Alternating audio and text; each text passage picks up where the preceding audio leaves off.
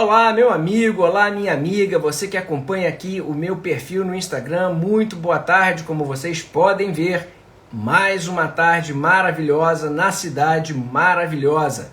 E eu estou aqui hoje com muito orgulho, com muita alegria, com muita satisfação, verdadeiramente honrado em receber um querido amigo, um professor dos mais respeitados dentre os juristas brasileiros, ele dispensa apresentação. Gostaria de ter sido apresentado apenas como um modesto advogado, mas o Instituto ele não pode deixar de render as suas homenagens ao mestre, ao doutor, livre docente em Direito Civil, professor adjunto da Universidade de São Paulo, autor de inúmeras obras, enfim. Se eu fosse aí sim discorrer sobre o vasto currículo do professor José Simão, a gente ocuparia o tempo da live.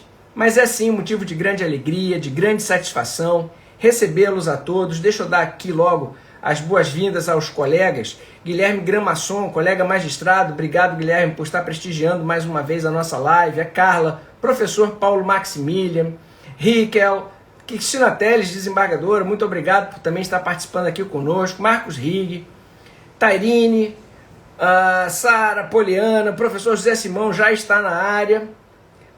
Pati, Daniela, Manu Caria, Cleiton, Maria Luísa, gente, já é muita gente, Wilson Rildo, Simone, enfim, você já sabe, convide os seus amigos, pegue essa gaivotinha, comece a mandar essa gaivotinha para os seus seguidores, para os seus amigos, para as pessoas que se interessam por direito civil, porque o tema de hoje é palpitante.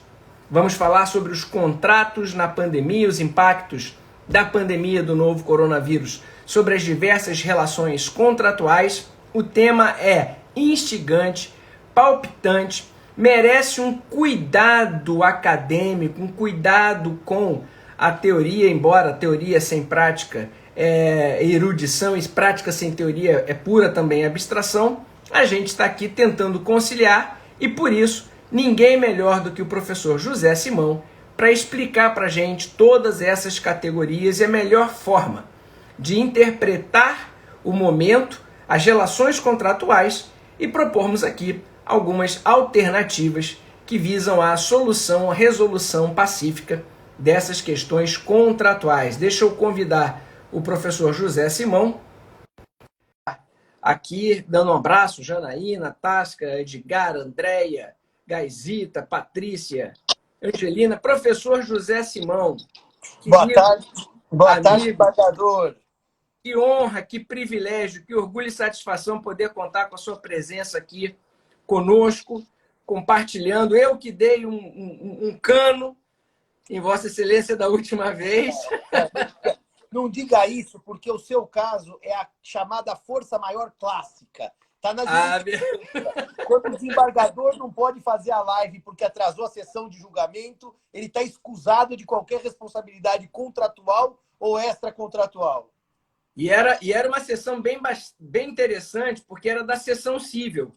Eu não tenho nada para fazer, assim como você, né? Vou chamar você, meu querido amigo, por favor. E vice-versa. Por favor, não me chame de desembargador de forma alguma. Fechado. Então, o que acontece? A gente estava numa sessão da sessão civil, discutindo, se não muitos problemas relacionados à pandemia, a maior parte deles voltados a isso. Então, foi muito importante. A gente teve que ficar lá.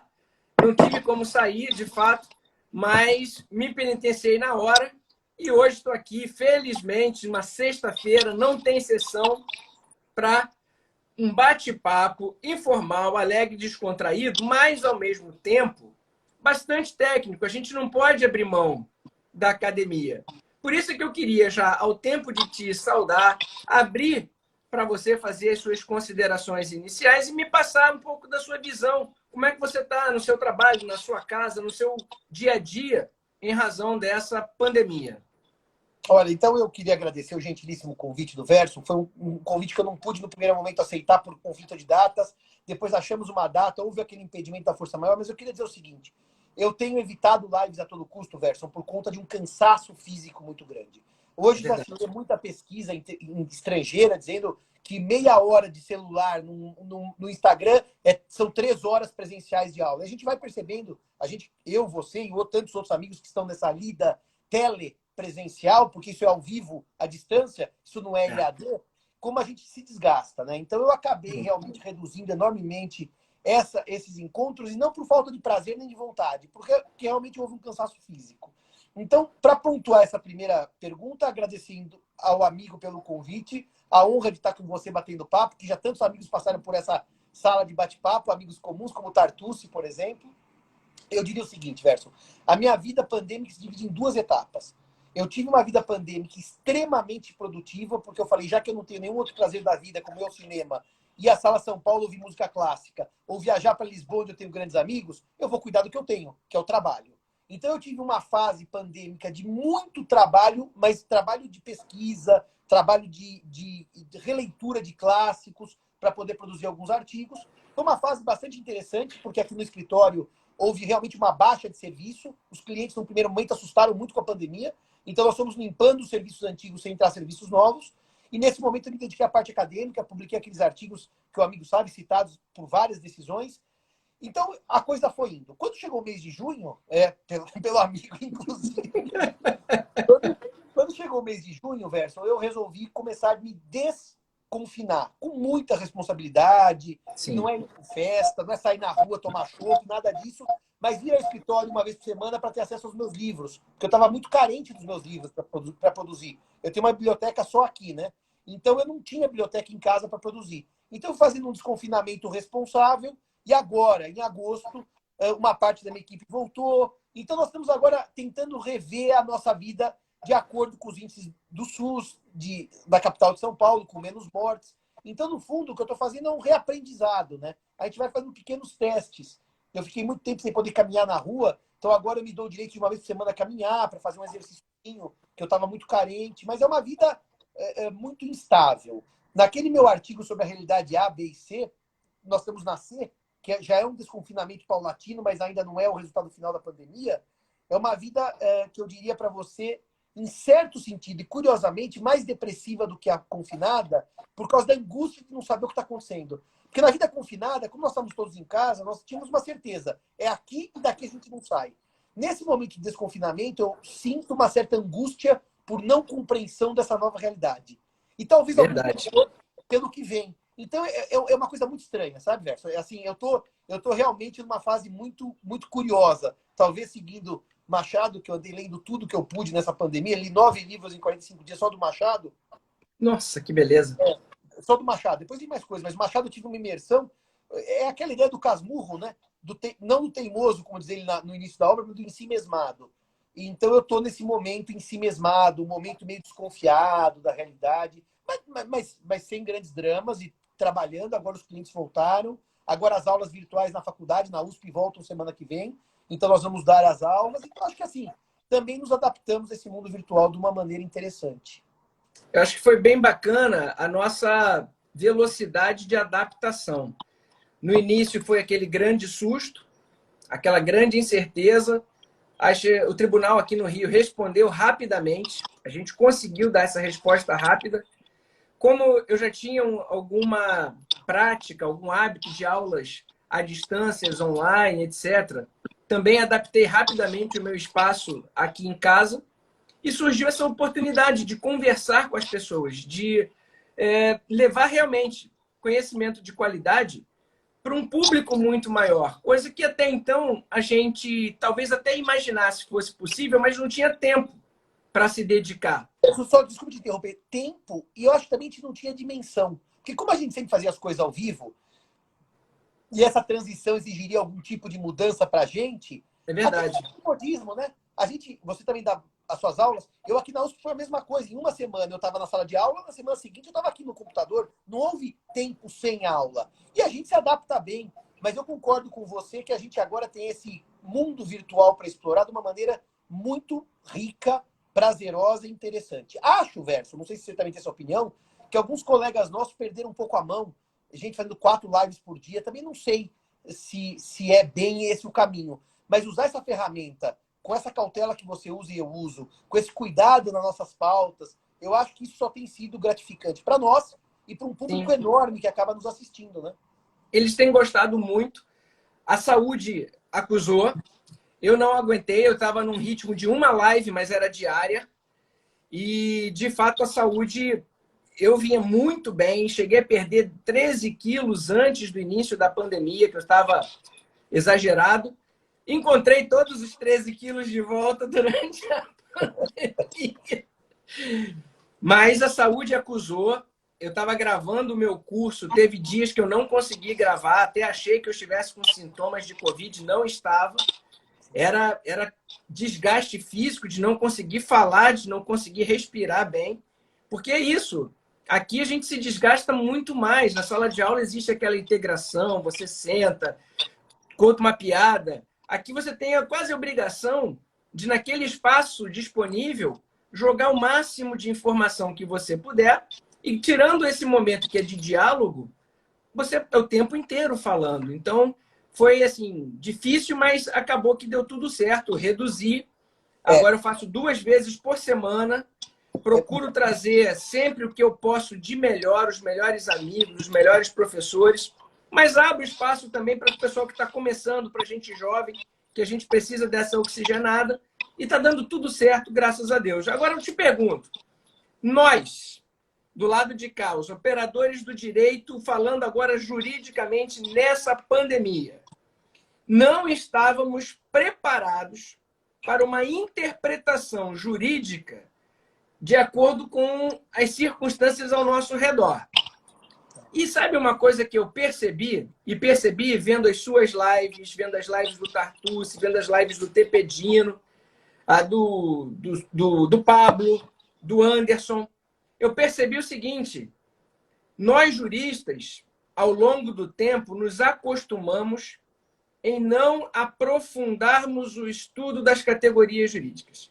Nós fomos ficando tão pragmáticos, tão pragmáticos, tão pragmáticos, que a gente acabou esquecendo de dedicar o cuidado e a atenção à ciência. E nós somos operadores cientistas. Eu não posso admitir que um médico não saiba manusear um bisturi. Eu não posso entender que um jurista não saiba manusear a lei. Um código civil, um código de processo civil.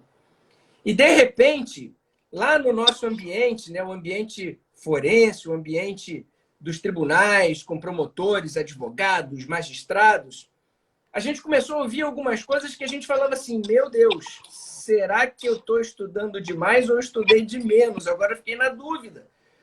Porque você está ouvindo tanta coisa em desconformidade com aquilo que você achava que seria correto, que eu tive que buscar referências. Eu falei, não, deixa eu buscar minhas referências. E, para minha sorte e felicidade, se estiver errando, eu estou errando em excepcional companhia. Eu estou errando com os melhores professores que eu conheço. Então, deixa eu errar com eles. Eu prefiro errar com vocês do que acertar com os outros. Tá certo. Vamos explicar um pouquinho essas categorias jurídicas que estão tão na boca do povo nesse momento, para a gente tentar colocar um pouco de ordem na casa, e você é a autoridade maior nessa questão para mim? Pode falar, então? Eu só vou mostrar uma coisa aqui para nosso ouvinte. Isso aqui é Água das Pedras. É meu último vício português, já que eu não vou a Lisboa. Não é cerveja Heineken. Outro dia eu estava fazendo uma aula, tomei. O senhor toma cerveja durante a aula? Eu não tomo, porque não tenho esse hábito. E não tomaria Heineken, porque eu detesto. Então, são duas mentiras aí. Eu não tomo cerveja durante a aula e não tomaria Heineken. Tomaria uma original, mas não durante a aula. Então, eu queria te dizer que a sua colocação inicial agora no tema jurídico, ela me é muito grata, porque eu fiquei conhecido, para minha alegria, por muitos amigos, como homem das categorias jurídicas. Eu me sinto um civilista raiz, aquele que pega, define categoria jurídica para quê?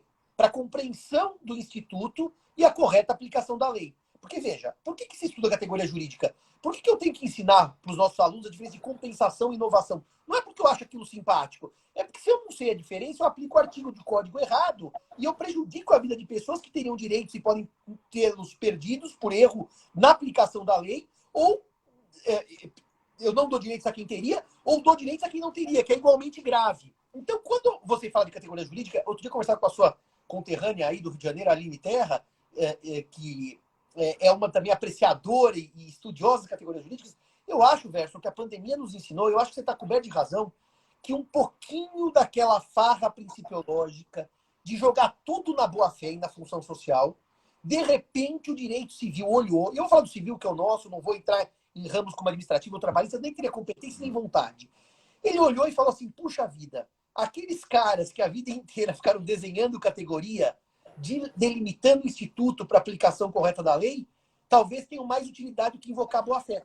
Porque também, eu poderia dizer, revisa o contrato pela boa-fé, resolve pela boa-fé, só que eu também poderia dizer, não resolve pela boa-fé e não revisa pela boa-fé. A boa-fé seria um elemento fluido que poderia dar conta de qualquer resposta à luz Sim. da vontade do intérprete. Então, eu queria fazer um estímulo a esses nossos ouvintes, numa sexta-feira à tarde, que estão aqui ouvindo o professor Verso e eu, que o estudo das categorias jurídicas não é um diletantismo de gente velha e nem de gente chata. É porque, efetivamente, estudar categoria jurídica é bom para a compreensão do sistema. Eu peguei outro dia, numa palestra, convite dos nossos amigos do IBD Civil, da turma do professor Faquim, Tepedino e Paulo Lobo, lá em Curitiba, Verso, alguns julgados do STJ sobre uso do vocábulo boa-fé objetiva.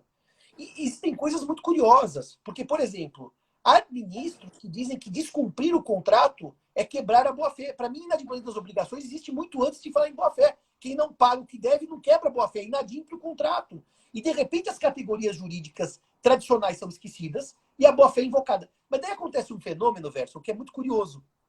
A doutrina brasileira, em grande medida, com muitas exceções também não são exceções tipo 3 ou 4 eleitos, com muitas exceções, ela resolveu se demitir da sua função, que é delimitar as categorias. Ela resolveu falar sobre jurisprudência. Eu estou falando com alguém que julga, e com todo respeito a alguém que julga, a sistemática do julgamento não é a sistemática de quem faz doutrina, e nem poderia ser. Vocês não vão pegar um caso concreto e vão gastar 80 páginas definindo arras, por exemplo. Eu acho que não faria o menor sentido para a justiça, para a celeridade e para a qualidade do julgamento, você perder, talvez, 30 meses para escrever sobre arras. Para mim faz sentido. Eu posso publicar um livro sobre arras com 30 meses de estudo.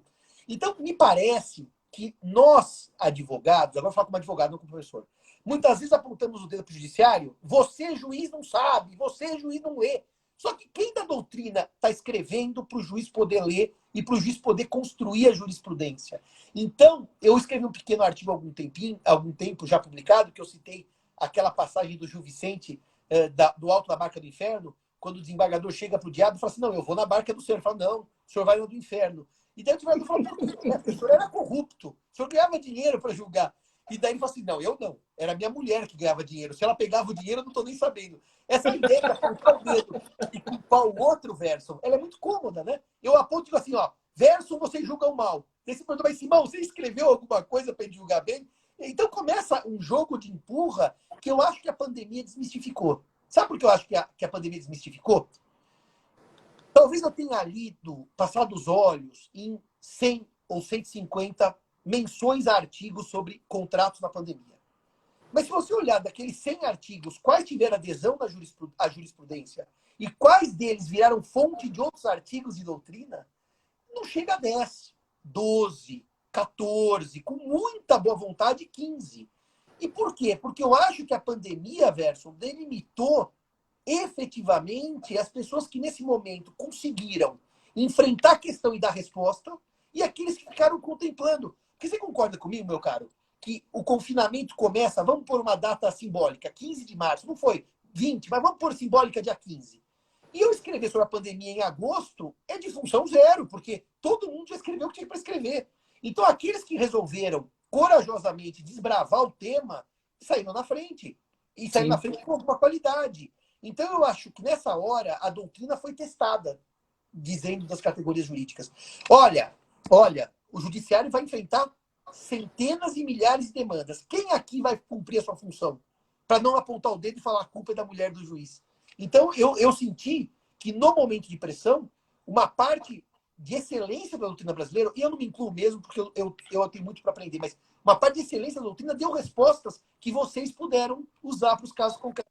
Então, isso é fantástico, porque a gente cumpriu a nossa missão acadêmica, que, no fundo, é subsidiar, meus assistentes estão indo embora, subsidiar o judiciário com uma doutrina que a gente entende de qualidade, para que vocês decidam bem para quem? Para o jurisdicionado, para o cidadão brasileiro. Então, eu acho que a pandemia vai deixar um legado para o direito civil, que é assim, ó.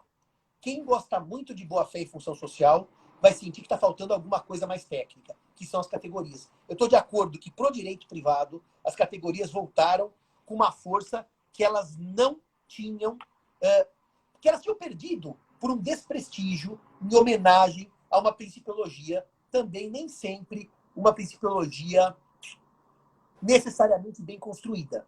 Às vezes sim, mas nem sempre bem construída. Então nós voltamos às categorias, pelo menos nesse momento pandêmico. Não, eu acho que isso foi muito importante para a gente, principalmente para quem gosta de academia, né? Porque nós temos professores que são professores, nós temos advogados que têm ali, então, aquela prática e a doutrina, nós temos magistrados, doutrina e prática, promotores, doutrina e prática. Espera aí só um segundinho, quem? Pode. Meu filho vai gravar, meu filho é músico, né? E ele vai gravar um clipe. Aí ele está perguntando se pode passar aqui para a varanda do meu escritório, porque o pôr do sol é maravilhoso. E aí ele vai tirar umas fotos agora aqui, então eu falei, aproveita, só não faz muito barulho. É isso, cara, é trabalho.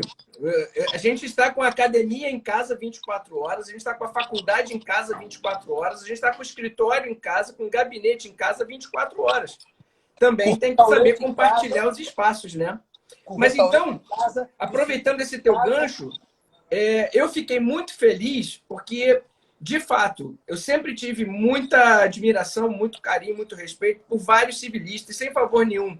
Você é um deles. Pablinho é outro desses que eu admiro. Tartucci é outro dos que eu admiro, embora a gente, quando vai discutir consumidor, aí a gente tem visões um pouquinho só, diferentes, mas na área do direito civil, do direito privado, ele é uma referência, para mim, muito das maiores. Eu tenho aqui atrás, só livro do Tartucci. Se alguém olhar assim, o Wesson não gosta de Tartucci. Pô, então por que ele estuda tanto Tartucci, né?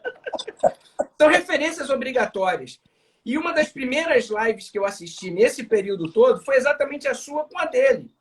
E foi sensacional, foi fantástica. Deu assim, sabe, aquela sensação de, desopilei, botei para fora, não eu, mas verbalizaram por mim, eu fiquei muito feliz. Porque a gente percebe que a palavra correta não deveria ser essa, não é emburrecer um pouco, mas a gente se acomodou bastante. A gente se acomodou bastante. E na medida em que a gente foi seguindo precedentes, jurisprudência vinculantes e pesquisa jurisprudencial, ao invés de você fazer a produção intelectual no braço, a gente passou a estudar menos mesmo. A gente deixou que os outros estudassem por nós. A gente delegou o conhecimento ao outro. E isso pode ser bom ou ruim, dependendo das suas referências. Quando você tem boas referências, referências que estudam, tá bem, alguém está estudando e pensando por mim. Mas quando não, fica difícil. Você começa a reproduzir as coisas, as pessoas olham para a gente, olham para as nossas decisões, olham para os seus artigos, para os seus livros, para os nossos votos, e elas tendem a acreditar que aquilo é o correto, que aquilo é a verdade, que aquilo é absoluto. Não fazem um filtro de que aquilo é só uma posição de alguém que estudou ou não para se posicionar daquela forma. Então, quando eu vi a sua live com o Flávio, depois eu vi uma do Flávio com o Tepedino e outras tantas, eu falei assim, gente, que bom. E eu não estava fazendo live nessa época. Eu não estava fazendo nenhuma live. E aí eu falei, não, é necessário. A gente precisa pegar esse conhecimento e multiplicar. Foi aí que eu comecei a fazer lives, porque eu senti necessidade de dar eco, de reproduzir essas vozes. E aí, pronto, a gente entra nessa seara. Uma coisa que eu queria, então, que você já começasse e botasse pingos nos is para todo mundo. Que a provocação ela vem no final, tá? Por enquanto, eu estou te deixando só à vontade. Explica para gente o que é teoria da imprevisão, cláusula rebus sic stantibus, o que é alteração ou modificação de circunstâncias fáticas que autorizam a revisão de um negócio jurídico. Me dá uma dica, na boa, do que é fortuito e o que é força maior. Se vale a pena a gente perder tempo tentando diferenciar uma coisa e outra.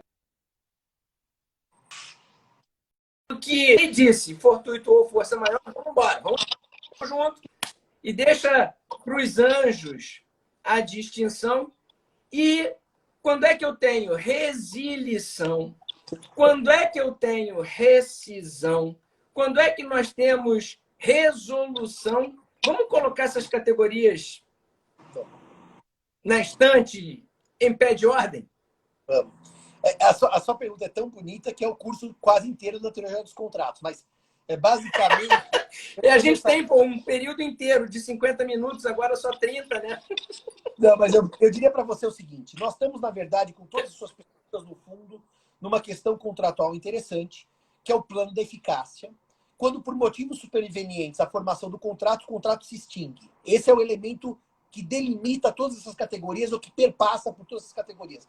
Nós não estamos naquelas questões de invalidade, nulo ou anulável, por conta de problemas na formação ou antecedentes à formação do contrato, como diria Orlando Gomes. Todos os problemas se dão após a formação e no plano de eficácia. Portanto, rescisão, resolução, resilição, todos esses institutos, a extinção pela força maior, a teoria da imprevisão, a mudança da base do negócio, afetam o plano de eficácia. Em termos bem singelos aos nossos amigos, o Código 16 usava o termo rescisão para tudo. A doutrina já xingava, criticava, e também, mais uma vez, Orlando Gomes dizia, olha, existe resolução, existe resilição, vamos ajustar esses termos. E o código ajustou, Verso, para o bem ou para o mal, certo ou errado, ele fez opções, e as opções dele, no meu sentir, têm que ser respeitadas, porque esses conceitos podem ser adaptados à realidade legal, e o Código Brasileiro praticamente apagou a palavra rescisão do sistema.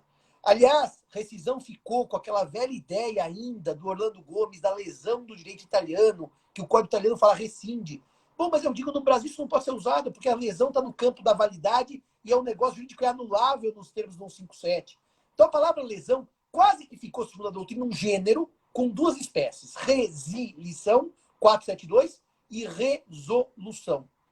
A resilição é a extinção por força da vontade de uma das partes ou de ambas. Então a resilição pode ser unilateral, quando a lei autoriza, revoco a procuração que dei ao meu mandante, ao mandatário, ou o mandatário renuncia à procuração do mandante. Resilição, exoneração do fiador, podemos falar horas sobre isso, ou a resilição bilateral, que é o chamado distrato. Então, a resilição nasce de um ato de vontade. Quando a extinção se dá no plano de eficácia, não por vontade, mas por questões alheias à vontade, a gente chama de resolução.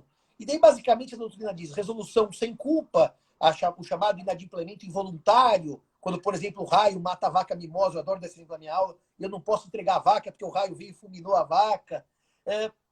O inadimplemento pode ser voluntário, e daí chamado de culposo, que o professor Vilaça tem ódio disso, ele diz, inadimplemento culposo sempre foi rescisão, Simão. Mas o código chama de resolução culposa. Está em vários dispositivos, e assim, vários, a teoria das obrigações, a teoria geral dos contratos, os contratos em espécie. Então, nós teremos uma resolução por culpa, na sistemática do Código Civil, e a resolução, que eu vou chamar lato sensu, Verson, por motivos estranhos à vontade das partes, mas que alteram as circunstâncias inicialmente contratadas.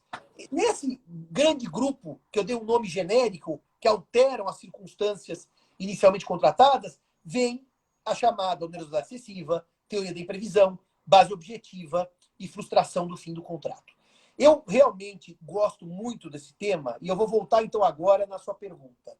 Então, no plano da extinção, na questão da extinção do contrato no plano de eficácia, tirando a figura da resilição, tirando a figura da resolução culposa ou da resolução sem culpa, a involuntária, quando há uma mudança das circunstâncias entre o momento da formação e o momento da execução do contrato, nós temos algumas figuras a estudar de maneira sucinta.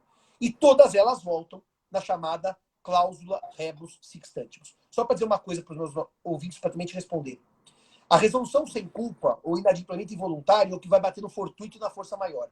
Mas isso eu vou deixar para comentar depois, porque eu quero fazer um cotejo de quando eu posso e quando eu não posso me valer desses institutos. Então depois eu falo deles com algum vagar. Mas então vamos imaginar então que o contrato nasce válido, não é nulo nem anulável. Entre o momento da formação e da execução, há um fato que altera as circunstâncias contratuais. De maneira bem ampla, estou usando esse termo, circunstâncias contratuais. Mudou a realidade, Verson, entre o dia que eu assinei e o dia que eu fui pagar. Pronto. Temos exemplo bem chulo do dia a dia. Entre o dia que eu assinei e o dia que eu fui pagar, mudou tudo. Acho que a pandemia mudou tudo. Isso acho que todo mundo tem certeza. Exatamente. Daí nós vamos retomar a velhíssima cláusula rebus sic stantibus. É uma cláusula que é formulada em latim. Ela é, segundo doutrina quase total, uma cláusula medieval. E que eu volto num exemplo de uma questão muito simples. Houve, na Idade Média, a ideia de que os contratos devem ser cumpridos e que os contratos são lei entre as partes.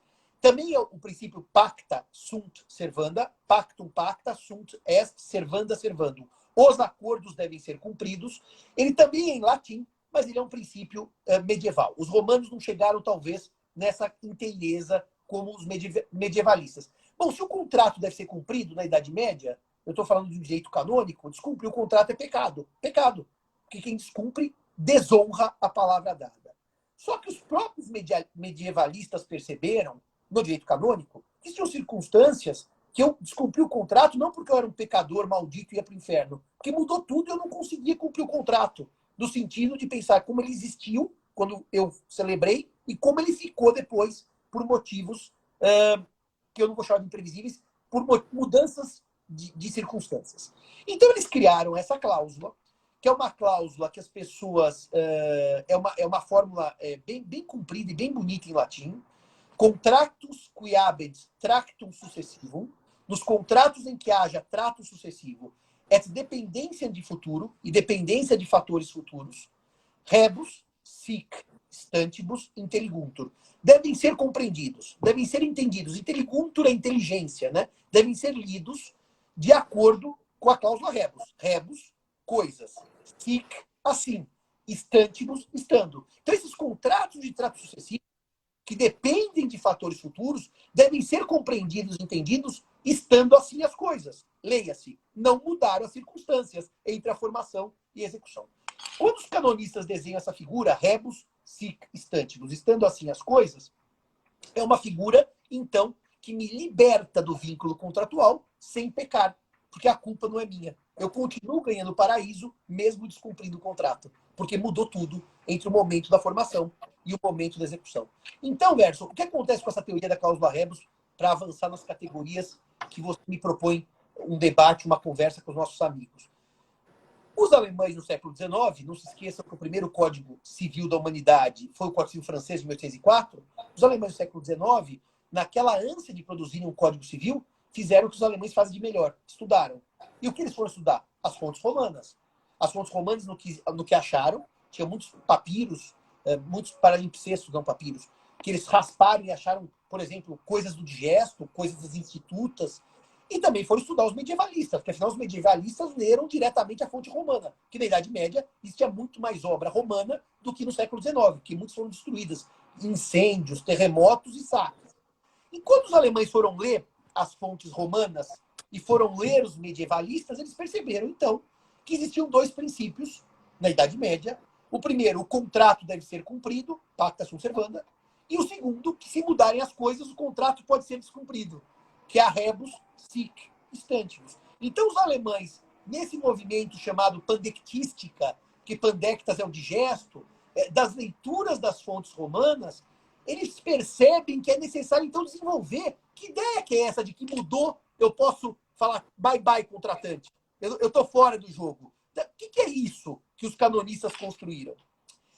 E o fato é que um alemão, chamado Ertmann, lança uma ideia da chamada base objetiva do contrato. Já que você me fez uma pergunta com tantas categorias, temos que esmiuçá-las com algum vagar.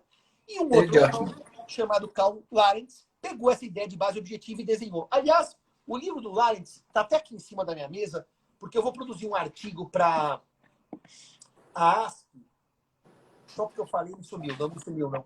Eu comprei até pela internet, está aqui na minha mesa.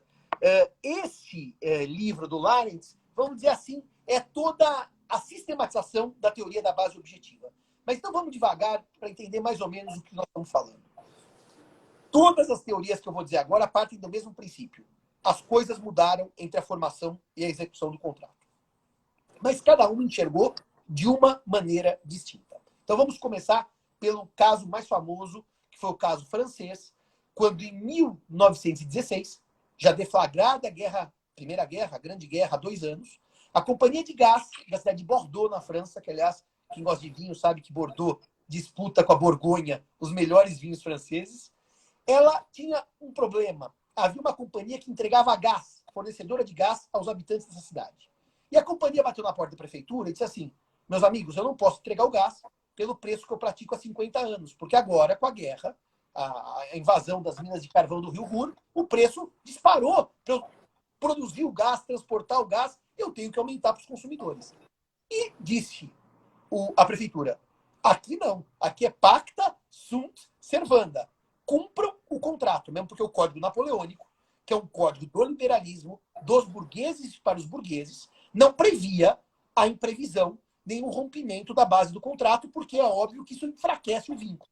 Bom, dito isso, essa companhia de éclairage, que distribuía gás, vai até a mais alta corte francesa administrativa, que é o chamado Conselho de Estado, fica até em Paris, perto do Louvre. E o Conselho de Estado, em 16, dá uma decisão, como se fosse o STJ administrativo, vamos dizer assim, dos franceses, dizendo que a companhia de gás podia ou cobrar aumento, ou, se a prefeitura discordasse, exigir da prefeitura indenização por não deixar aumentar o gás. E foi isso que aconteceu. A prefeitura de Bordeaux teve que pagar a companhia de gás. Por quê? Porque disse o tribunal, esse Conselho de Estado, há um fator imprevisível, que muda as circunstâncias. E a imprevisibilidade permite a revisão do contrato. Então, talvez seja o primeiro caso que se tornou uma febre em que um juiz, assim, o pacta sunt servanda, o princípio pode ser lido pela teoria da imprevisão, sendo suavizado, abrandado. Essa decisão do Conselho de Estado, de 1916, ela foi tão icônica que sabe o que aconteceu? A própria França ditou uma lei, em 1918, janeiro, no último ano da guerra, a chamada Lei Fayot. A Lei Fayot está nesses meus artigos, em que permitiu uma grande releitura dos contratos firmados antes de agosto de 1914, portanto, antes da guerra ser deflagrada, e que continuaram produzindo efeitos depois da guerra. Essa Lei Fayot, lei excepcional e temporária, previa, por exemplo, a chance de o juiz liberar o contratante do vínculo sem nenhuma punição, porque o contrato ficou muito pesado para o contratante. Liberava o juiz para suspender prestação contratual, Verson, qualquer semelhança com o TJ, STJ não é mera coincidência, para suspender prestação contratual por causa da guerra, dos efeitos da guerra sobre os contratos. Então, os franceses caminharam, Verson, pela ideia de revisão com base num fator imprevisível. A imprevisão é o norte da teoria francesa. Os alemães não. Os alemães caminharam para outra ideia. Não importa o porquê mudou, se previsível ou imprevisível, importa que mudou. A ideia da base objetiva de Larens é uma ideia muito interessante, porque ele vai dizer o seguinte: se houver uma mudança da base objetiva, essa mudança permite resolução do contrato, extinção do contrato. Se o motivo era previsível ou não, o fato é que as coisas mudaram. Isso é irrelevante. E ele vai dizer mais, Verson, que a base subjetiva, que no fundo é a minha percepção da realidade, ela é irrelevante. Não importa como eu percebi a realidade. Eu brinco sempre. Se eu tivesse com óculos escuro, vendo noite ao meio-dia, quando o meio-dia virou noite, houve uma mudança objetiva de base. Sim. E para mim não houve, porque eu estava enxergando escuro durante o dia, mas não importa como eu enxergava a realidade. E essa mudança objetiva de base permite, então, a resolução do contrato ou a revisão. Os ingleses caminharam por uma terceira teoria, que é a última que você me perguntou, e depois eu posso falar um pouquinho da força maior, se você quiser, eu avanço. Se o amigo quiser fazer alguma colocação, aproveita. Mas a terceira e última teoria que vale a pena estudar é a frustração do fim do negócio.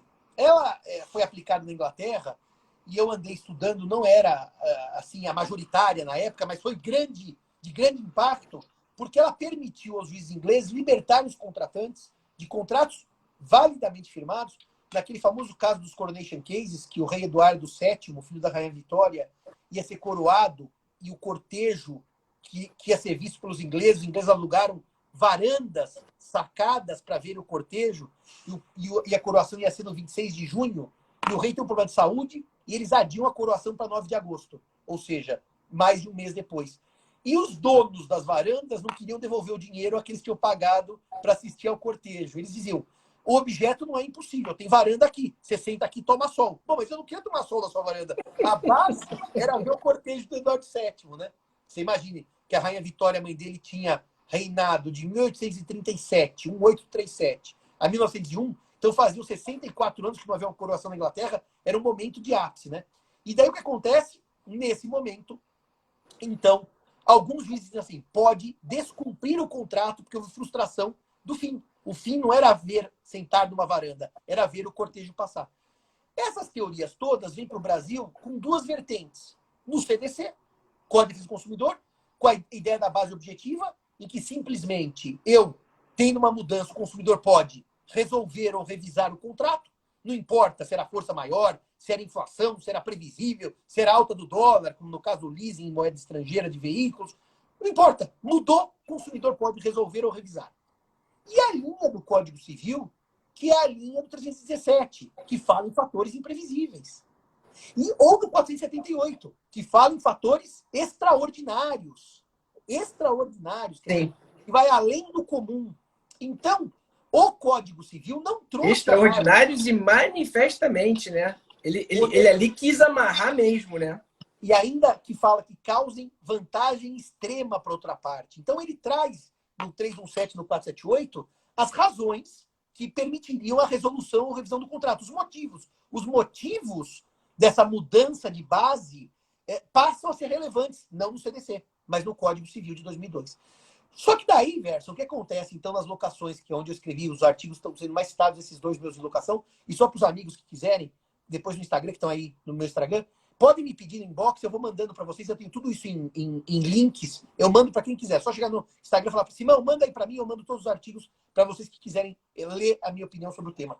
E o que aconteceu no Brasil, Verso? De repente, nós temos um colapso da economia mundial, 80% do PIB mundial colapsado, algo sem precedentes.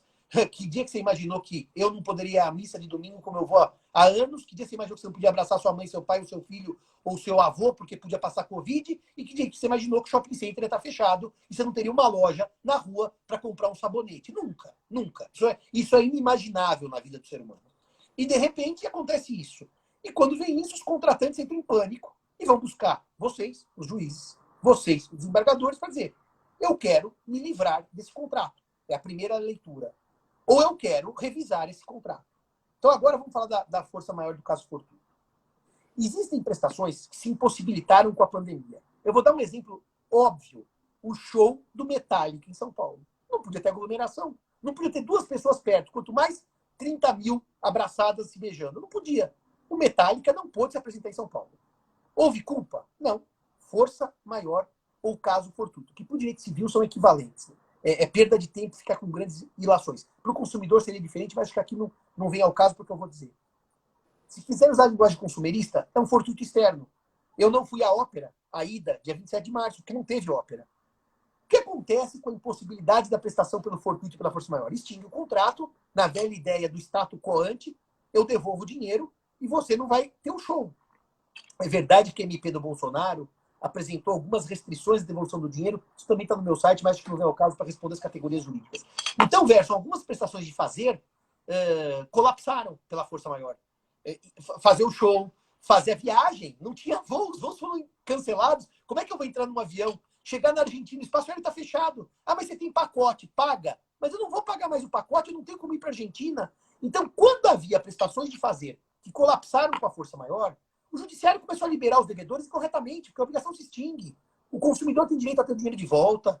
Eu que paguei pelo show a ter o dinheiro de volta. E acabou o assunto. Não houve grande dimensão, na verdade, Verso, e aqui que eu acho que foi o maior erro da doutrina, quando ela quis transpor isso para a obrigação de dar dinheiro. A doutrina mais ligeira, mais célere, menos categorial, menos estudiosa, começou a dizer assim, o locatário não paga o aluguel porque foi mandado embora. Eu quero dizer o seguinte aos senhores, e aqui eu desvio do Tartucci, que como disse um amigo aí, a divergência entre os amigos é super salutar, e aí na área jurídica, se não houver divergência, o direito não evolui, porque é um monólogo. Se eu e o Verso pensarmos exatamente igual, é melhor nem fazer live, porque precisam aprender aqui. Agora, eu quero dizer para vocês o seguinte, eu discordo em gênero, número e caso que o desemprego do locatário, em razão da Covid, gera redução do aluguel do locatário residencial. Eu discordo. Eu discordo por uma razão simples. O conceito de fortude de força maior, os fatos necessários, cujos efeitos não era possível evitar ou impedir, sempre foram fatos comuns a todos e não pessoais daquele devedor. Porque senão aquele devedor que quebra a perna e não pode ir até a casa do credor pagar, ele também tem uma força maior porque ele quebrou a perna. Nunca foi considerado força maior as peculiaridades pessoais do devedor. Então, Verso, eu escrevi uma coisa que é muito chata. É muito chata. O devedor desempregado continua pagando aluguel. E se não pagar, vai para a rua. Não, professor, mas isso é muito chato. É muito chato. É muito chato, mas a estrutura de dito privado não faz distribuição de renda. Ele não é um direito, que eu diria, assistencial. Como nós temos medidas assistenciais no campo do INSS ou no campo das bolsas. Então, eu tive que dizer num artigo muito chato que quem está desempregado, quem teve o contrato de trabalho suspenso, quem foi demitido, quem teve horas reduzidas, continua pagando aluguel. Ponto. Eu não vejo como as condições pessoais do devedor me liberam do vínculo da locação residencial. Agora, é óbvio que houve mudanças de base que exigiram revisão contratual. Eu dou um exemplo desagradável, mas também tem que ser dado. Aquelas faculdades que não conseguiram, infelizmente, transformar os seus cursos em telepresenciais, como medicina, em que há laboratórios, coisas práticas, e deram uma parte tele, o que era possível, e não deram uma parte das disciplinas, tem que reduzir a mensalidade. Afinal, eu daria 10, estou dando 3. Então, a mensalidade não pode ser de 10, tem que ser de 3. Ah, mas, professor Simão, quando as faculdades voltarem a dar, elas podem cobrar diferença? É claro. Se elas, vamos lá, tinha que dar 10, dei 3, cobro 3. Só que se eu tenho que dar 10 e dou 13 no futuro, eu vou cobrar por 13. É tudo de acordo com o que eu oferto. Então, há casos claros de revisão contratual. E se me permite, Verson, a locação comercial é o caso clássico. Como é que o shopping está fechado e o equilíbrio contratual não está prejudicado? Peraí, você quando montou aquela sua pequena brigadeiria no Shopping Morumbi, aqui de São Paulo, ou no Barra Shopping no Rio de Janeiro, com todas as economias da aposentadoria, você imaginou que você fosse ficar 4 meses com a loja fechada sem um puto no bolso? Agora, também me parece, Verson, e disse isso para sua amiga Aline Terra, minha querida, para Gisela Sampaio da Cruz, as minhas amigas civilistas, e vou dizer para você, me parece que houve muito oportunismo de locatários que não deveriam ter o contrato revisto e encharcando o judiciário de demandas frívolas para tirar vantagem. O espertalhão. Muitos shopping centers permitiram, para reduzir os prejuízos dos lojistas, vendas virtuais das lojas dentro dos shoppings, o que é proibidíssimo em todos os contratos. Muitos lojistas se valeram dessa faculdade, aliás, restaurantes, que migraram para o iFood e esses outros mecanismos e disseram, eu estou quebrando porque minha porta fechou. Eles estavam ganhando mais porque eles suspenderam os contratos dos garçons, não estavam pagando os garçons, quem estava pagando era o governo, transformaram suas cozinhas em cozinhas únicas e viraram centrais de distribuição de comida. Então, se você olhar aquele restaurante, ele está mais faturando na pandemia do que antes. E daí você queria saber o quê, Verso? Um mantra. Na pandemia, todos perdemos. Não, não, não.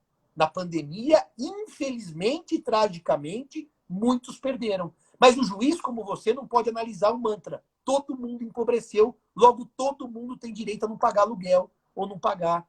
Eu queria só passar isso para você. Eu sei que eu falei demais, mas você me fez uma provocação muito extensa para dizer para você que agora o ano vem, sabe o que é? Os juízes lendo com mais sobriedade. Porque o juiz é um ser humano, ele se impacta com a realidade. Ele abre o computador, tá tudo dia assim, morreram 30 mil pessoas, o país colapsou, a economia quebrou, 30 milhões de desempregados. Ele vai suspender pagamento. Mas o problema de suspender pagamento, Verso, é que se eu não pago o locador não paga o banco não tem dinheiro para emprestar, a economia colapsa a médio prazo.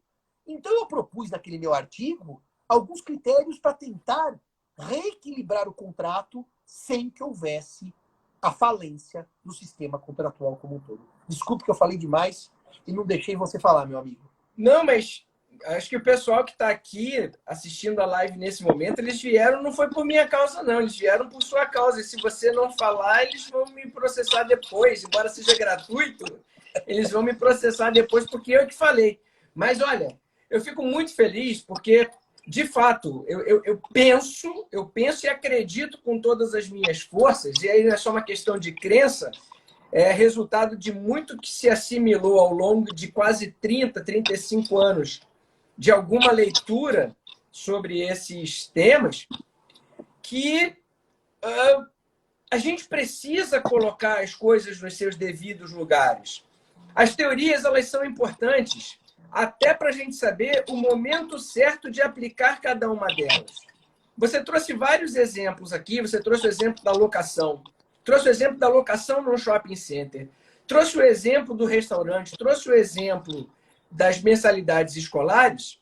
E veja, para cada uma dessas situações, eu teria que usar uma teoria diferente. Se eu não conhecer teoria, ou se eu só conhecer uma, eu vou aplicar corretamente aquela teoria em uma situação e erradamente nas outras. E provavelmente, então, se me permite, você vai errar mais. Porque como a realidade é multifacetada e o conhecimento categorial vai exigir a compreensão da realidade pela luz das categorias, se você não conhece, certamente você vai mais errar que acertar. Você vai acertar 1 e errar talvez 10. Não é o contrário, de acertar 10 e errar 1. E é o que a gente diz aqui nas nossas lives. A gente está, muitas vezes, acertando no varejo e errando no atacado.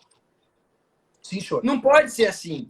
Sim, e essa é uma das poucas discussões que eu tenho com o Tartucci. Eu falo, Tartucci, quando a gente pensa em direito do consumidor, eu acho que a falha do direito brasileiro foi usar consumidor no singular.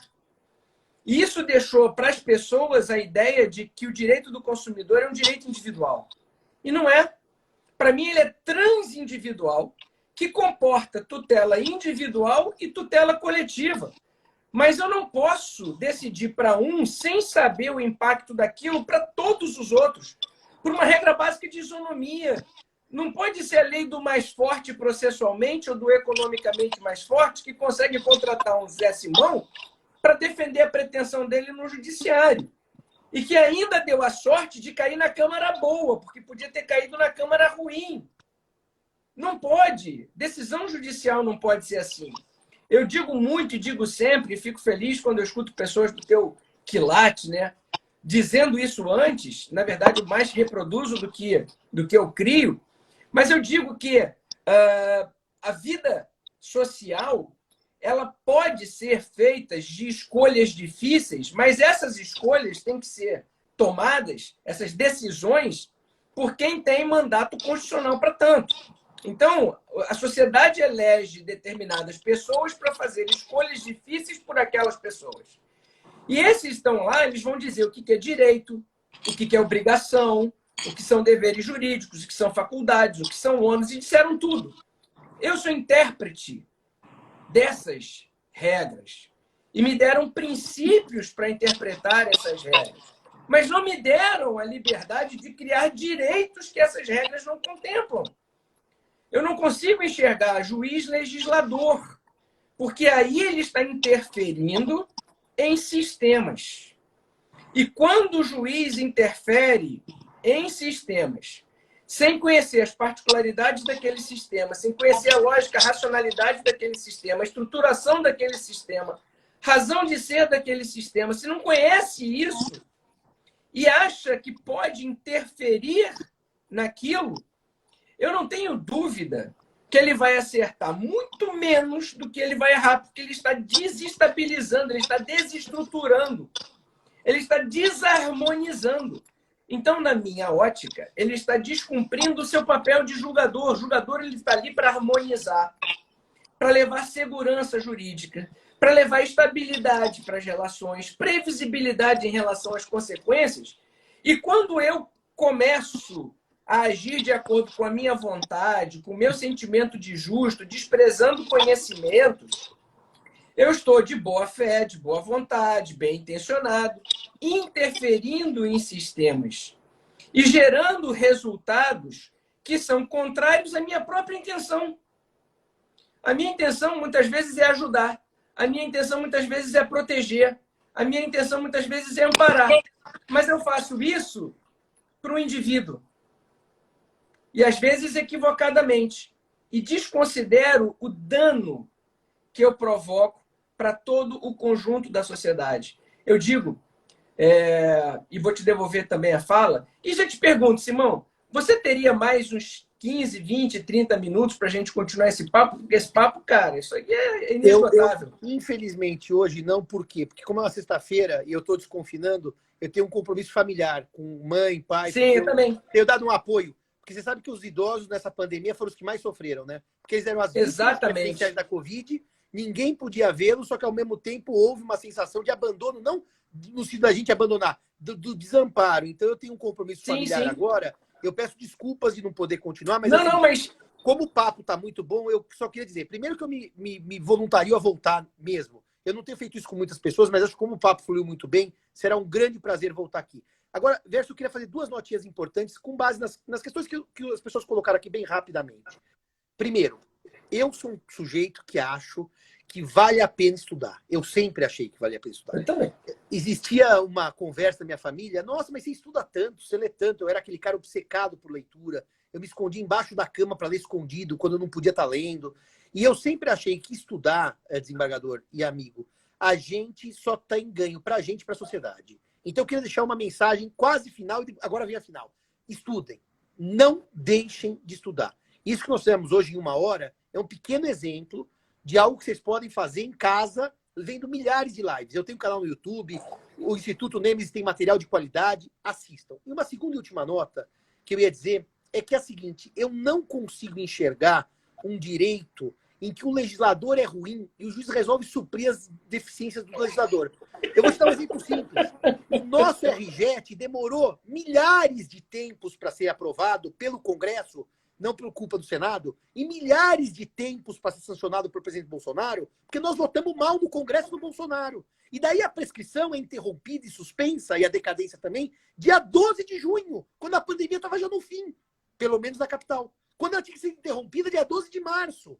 O que eu estou dizendo, na verdade, para você, é que eu não vejo como o juiz supra as deficiências do legislativo. E acho, Verso, sinceramente falando, que acaba virando um pouco de loteria. Porque o tal do bom senso é uma coisa interessante quando coincide o meu e o seu. Quando não coincide, nós entramos numa rota de colisão que é uma loteria, é uma desgraça. E eu realmente peço desculpas de não poder continuar com o amigo, mas eu fiquei muito feliz pelo convite. E olha, eu sei que seu assistente tem aí a sua agenda. Prometo, em 1 semana, 15 dias, conforme abrir a sua agenda, fazermos Simão parte 2 nessa conversa agradável, viu? Quem sabe a gente não junta a semana com o Tartucci. O Tartucci vem para fazer uma live com a gente.